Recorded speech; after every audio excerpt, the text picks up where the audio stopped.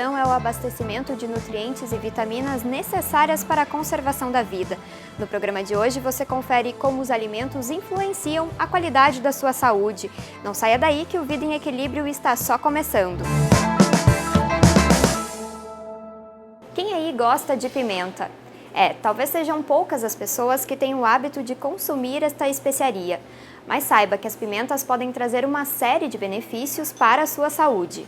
Pimenta do reino, malagueta, pimenta calabresa, da Jamaica, molho de pimenta e pimenta vermelha. São diversos tipos que podem ser usados em molhos, saladas e podem até substituir o sal. A melhor forma é de se usar nas preparações como forma de tempero, substituição ao sal. Pode-se acrescentá-las ao final também da preparação para extrair melhor o seu sabor. Como formas de molhos, também elas podem ser utilizadas. Valquíria é apaixonada por pimentas. O gosto vem de família. Desde criança aprendi com meu pai, desde menina mesmo. Como sempre comi pimenta, amo pimenta. Pelo menos 2 vezes por dia ela come pimenta, seja em um sanduíche, na salada ou em molhos. Valquíria diz que o hábito trouxe melhoras para a sua saúde. Para mim, todas as receitas, que eu adoro pimenta, como na sopa, no carreteiro, nos molhos, como todos os dias, até de meio-dia e à noite, de tanto que eu gosto. Valquíria gosta de vários tipos de pimenta e, para facilitar o consumo, prefere plantá-las. Quando não tem em casa, não tem jeito. Vai ao mercado e compra, mas guarda sementes para plantar depois. Eu como todos os tipos de pimenta, que eu amo todos os tipos, Desde a malagueta, dedo de dama, pimenta de cheiro, alguns eu planto mesmo, Os que eu não consigo, eu compro as pimentas, depois faço a semente e planto para mim ter na minha horta, Quando pergunto sobre os benefícios que o alimento trouxe para a sua saúde, a resposta é positiva. No metabolismo meu, quase eu não engordo, Eu peso meus 60 quilos, já estou nos meus 60 quilos já faz muito tempo, E a minha pressão arterial também é sempre normal, sempre boa, Assim me faz bem. Eu adoro comer pimenta, E por circulação do sangue, É muito bom. A pimenta é um alimento termogênico que traz uma série de benefícios. Ajuda a manter a saúde cardíaca, é boa para a digestão e aliada no emagrecimento. Mas você sabe por quê? Pimenta ela tem uma substância principal que se chama de capsaicina. E essa substância ela tem uma propriedade que é termogênica. E por ter essa propriedade, então, ela acaba propiciando um aumento do metabolismo basal das pessoas, podendo ajudar em processos de perda de peso, controle de apetite. Todos os tipos de pimenta apresentam benefícios. O ideal é que ela seja consumida in natura. Além da capsaicina, vitaminas como a do tipo A podem ser encontradas no alimento, o que ajuda no combate de doenças cardiovasculares. Todas elas possuem essa substância, algumas num grau mais elevado do que outras, Isso também está bem relacionado com o grau de ardência, Como a gente chama das pimentas. Normalmente as pimentas in natura, não aquelas em forma de grãos ou em pó, elas apresentam uma quantidade maior de capsaicina. Elas também possuem vitamina C, vitamina A, tem compostos flavonoides, como a gente chama, que são compostos antioxidantes, que ajudam na prevenção de algumas doenças, como doenças cardiovasculares também. Tem algumas implicações no controle do diabetes, da insulina, então cada uma delas tem alguma propriedade um pouquinho mais específica. Não existe um limite para o consumo de pimenta. Cada pessoa deve observar a reação causada no seu corpo. Então, pessoas que já têm uma história de gastrite ou de úlcera devem cuidar o seu consumo. Gestantes também devem cuidar o consumo. Mas, de uma forma geral, não tem um limite máximo de se consumir. É de cada pessoa observar o efeito que ela produz no seu corpo. Quando a pergunta é qual tipo que ajuda no emagrecimento, a doutora faz um alerta. Para controle de peso, as pimentas, então, que têm um teor de ardência maior, aquelas vermelhas, né? A pimenta malagueta, a própria pimenta vermelha, são as que têm a maior quantidade da capsaicina, então esse termogênico que ajuda, né, no controle de peso. Mas sempre é bom lembrar que é todo um contexto, né, de cuidado que a alimentação vai ter para a redução do peso, não é só consumir pimenta, né? A pimenta ela acaba sendo um coadjuvante nesse processo. Você sabia que existem mais de 200 causas para a dor de cabeça? Uma delas é a nossa alimentação. Confira mais na reportagem. Se você não sofre com dores de cabeça, provavelmente conhece alguém que tem. Não por acaso, a cefaleia, nome clínico da doença, atinge 90% da população mundial. Caso você seja mulher, os sintomas podem ser mais fortes e mais frequentes. Uma pesquisa diz que 76% das pessoas do sexo feminino passam por esse problema pelo menos uma vez ao mês. Mas, ao ir para as ruas, percebemos que a realidade é ainda mais preocupante. Com que frequência tu tem dor de cabeça? Diariamente. Sim, geralmente 2 dias sim ou não. De vez em quando, uma vez por semana. Tenho até 3, 4 vezes na semana. Pelo menos 2 vezes por semana eu tenho. Já deu para entender que muita gente tem crises de enxaqueca ou dor de cabeça. Mas quando perguntamos se elas sabem o que a alimentação tem a ver com isso... Olha, nunca imaginei. Não tenho nem ideia. Não, nunca reparei isso. Nunca tenho reparado, assim. Geralmente é quando eu não tomo café, que daí eu percebo que eu sinto mais dor de cabeça. Mas logo o café, considerado um dos vilões da dor de cabeça? Como cada caso é diferente do outro, o melhor é mesmo consultar a orientação de um especialista.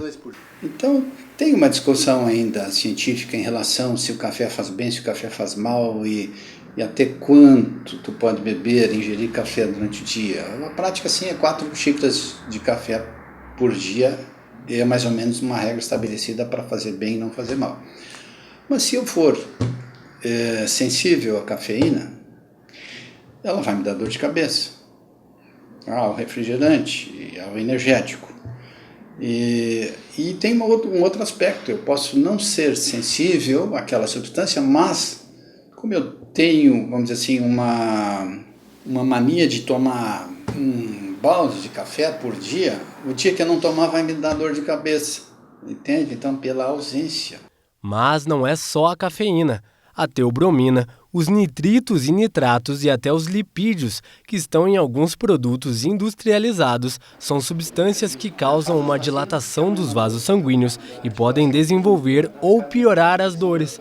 Se você sofre com dor de cabeça, é bom cuidar com a carne defumada, enlatados como sardinha e atum, refrigerantes, vinho e até chocolate. Por outro lado, atitudes simples como tomar bastante água e comer frutas como banana e maçã podem ajudar na prevenção e amenizar os sintomas da enxaqueca. E se a dor chegar mesmo assim, papel e caneta são bons aliados na hora de identificar o problema. É importante assim você fazer um diário do que você comeu hoje. Se você tem muita dor de cabeça, então anota os dias que você tem, e vê um dia passado, 2 dias atrás, e vai fazendo anotação dos alimentos que usou. Então isso aí vai te ajudar e vai ajudar o médico, né? Depois do intervalo, você confere como a mudança de hábitos alimentares é importante para a manutenção da saúde. Não saia daí!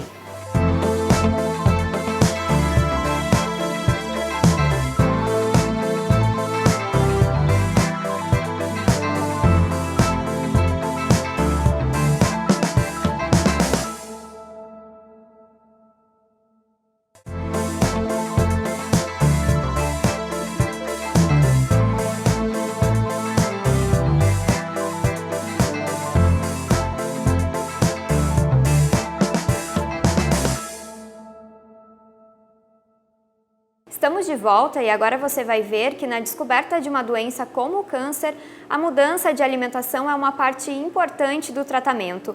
Confira na reportagem. Não é fácil, mas quando tu passa por um câncer quando tu passa por um momento difícil da tua vida e tu escolhe que tu quer viver, tu escolhe que tu vai superar isso, tu decide assim no teu eu, a alimentação vira uma parte necessária. E aí a gente descobre umas forças que a gente nem imaginava que tinha.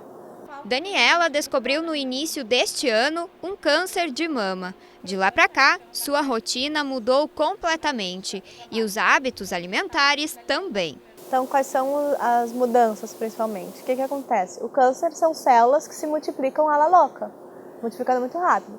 Então, qual é a base dessa mudança da alimentação? A gente não pode dar alimento para que essas células se multipliquem muito rápido. Então, a gente tem que cortar justamente o que dá esse alimento extra. Então, açúcares, eles são cortados da alimentação, as farinhas brancas, que viram açúcar muito rápido no corpo, são cortadas da alimentação, o leite é indicado que se tire. No meu caso, é importante, cada câncer é um câncer, então no meu caso, né, eu parei de tomar lactose, de comer nada com lactose. Então, leite, queijo, margarina, manteiga. Então, isso fez com que tudo que eu comesse não desse mais para eu comer. A nova alimentação foi necessária por causa da baixa imunidade e para não acelerar o crescimento das células cancerígenas. Este oncologista alerta sobre os problemas causados por alguns alimentos. Segundo a Organização Mundial de Saúde, o consumo de produtos embutidos pode aumentar em até 18% o risco de desenvolver um câncer. Nós sabemos que o câncer é uma doença ocasionada, na maioria das vezes, por maus hábitos de vida. Dentre esses maus hábitos de vida, nós temos a ingesta inapropriada como um dos principais formadores do desenvolvimento do câncer. A Organização Mundial da Saúde publicou recentemente que o uso de 50 gramas de um alimento processado, que pode ser um presunto, um salame ou alimentos desse gênero, incrementam em 18% a chance de uma pessoa desenvolver um câncer de cólon ou reto. Outro alerta é o consumo em excesso de carnes vermelhas, embutidos como salames e linguiças, enlatados, salsicha, frituras, refrigerante, doces e sal. O ideal é comer estas opções com moderação. Já as frutas e verduras podem e devem ser consumidas diariamente. Devemos evitar a utilização dos embutidos, que aqui nós podemos caracterizar como salame, a linguiça do cachorro-quente que é um alimento muito utilizado no nosso meio. Então, esses tipos de alimentos, eles devem ser reduzidos. Devemos incrementar na nossa dieta um uso rotineiro dos vegetais, as frutas, verduras, os alimentos verdes. Esses alimentos são alimentos protetores quanto ao desenvolvimento do câncer. Também há outros tipos de alimentos que não devemos abusar o uso, como os refrigerantes, alimentos com excesso de açúcar, excesso de sal. Com a Daniela foi assim. Ela precisou cortar da dieta produtos que estava acostumada a comer e substituiu por alimentos mais saudáveis e orgânicos. A manteiga virou pastinha de azeite, o patê virou pastinha de azeitona. Hoje ia comer muito um frango com catupiry e pedi um frango ao molho madeira, que não tem leite. Então, na verdade, a gente vai descobrindo uma alimentação nova ao longo do tempo com essas restrições. Tem uma coisa muito legal que a gente fala que é assim, desembrulhe menos e descasque mais. Então, tira todos os industrializados e aumenta todas as comidas orgânicas e as frutas e principalmente os peixes, né? Para entender mais sobre a relação da alimentação com a saúde, a gente veio até o consultório da nutricionista clínica Marlise Stefani para conversar um pouquinho com ela. Marlise, obrigada pela sua participação no programa. Eu queria começar te perguntando se manter uma boa alimentação também beneficia a nossa saúde. Com certeza, a alimentação é tudo na vida das pessoas, né? Fala-se que nós somos o que comemos, né? Todas as nossas doenças ou mesmo a saúde dependem do que a gente ingere, do que a gente come. E, doutora, a ingesta de refrigerantes, enlatados, embutidos e até a carne vermelha deve ser feita com moderação ou ela deve ser totalmente cortada da nossa dieta? A gente sempre indica aos pacientes e à população em geral que a gente retorne aos alimentos mais naturais. Em 2014, nós tivemos o nosso Guia Alimentar Brasileiro lançado, onde ele é todo focado para o retorno da alimentação, quanto mais natural, melhor. Refrigerante não é natural, independente do que se coloque dentro dizendo este é mais saudável, nunca vai ser natural. O normal seriam sucos naturais, frutas, verduras, legumes e um consumo muito baixo de carnes vermelhas, principalmente. E os embutidos, enlatados? Embutidos, eles foram praticamente banidos, né, da nossa orientação nutricional em função da quantidade de conservantes que eles têm. Uma carne, né, que fica muito tempo, hoje ele é contraindicado, com certeza. E as pessoas que têm tendência a ter crises de enxaqueca, elas têm que ter um cuidado maior com o que elas comem? Sim. A enxaqueca, claro, tem a questão, às vezes, hormonal, né, de algumas mulheres, principalmente, mas tem também a questão da hipoglicemia, ou seja, o indivíduo fica muito tempo sem se alimentar, baixam os níveis de glicose no sangue, pode ser um desencadeador da enxaqueca, mas também o que ele come, excesso de cafeína, refrigerantes, chocolate, e principalmente o glutamato monossódico, que está presente em muitos alimentos industrializados, pode desencadear as crises de enxaqueca. Já outros alimentos podem ser benéficos para quem tem esse tipo de problema. Por exemplo, alimentos que são ricos em selênio, né, como castanhas, nozes, alimentos que são ricos em ômega 3, como peixes, a própria linhaça também, ômegas 3, 6 e 9. Então, alguns alimentos são importantes para evitar as crises. E doutora, dá para dizer que o chocolate pode desencadear essas crises mais fortes em todas as mulheres ou não? Não, cada indivíduo é diferente, mas com certeza o chocolate pode sim desencadear, né? Como os doces em geral, de uma certa forma, podem causar essas oscilações de glicose. Ele não é vilão sempre, né? Mas para quem tem essa tendência, tem que evitar. E doutora, a pimenta, ela é realmente assim um alimento benéfico para a saúde? Sim, a pimenta é um alimento milenar, né? Ele é um alimento que é considerado termogênico, ele é considerado antioxidante, ou seja, evita os radicais livres, né? Previne o envelhecimento de alguma forma. Ela pode também atuar no metabolismo de alguns lipídios de gordura, então ela é bastante saudável, sim. E qual a melhor maneira de consumir ela? De preferência fresca, né? Pimenta malagueta, dedo de moça, essas pimentas mais naturais, simplesmente curtidas, ou em óleo, ou em água e sal, né? Quanto mais natural, melhor. E tem muitas pessoas que relacionam o consumo da pimenta com o emagrecimento. Mas é importante lembrar que não é só comer pimenta, tem que praticar um exercício físico, tem que ter um controle da alimentação também, né? Com certeza, né? A manutenção ou atingir o peso ideal envolve uma série de fatores, né? Tem que comer frutas, verduras, legumes, entre elas pimenta, gengibre, tem tantos temperos que também têm essas finalidades, a cúrcuma, né? Então, tem que ter uma alimentação equilibrada e variada. E doutora, a pimenta tem alguma contraindicação?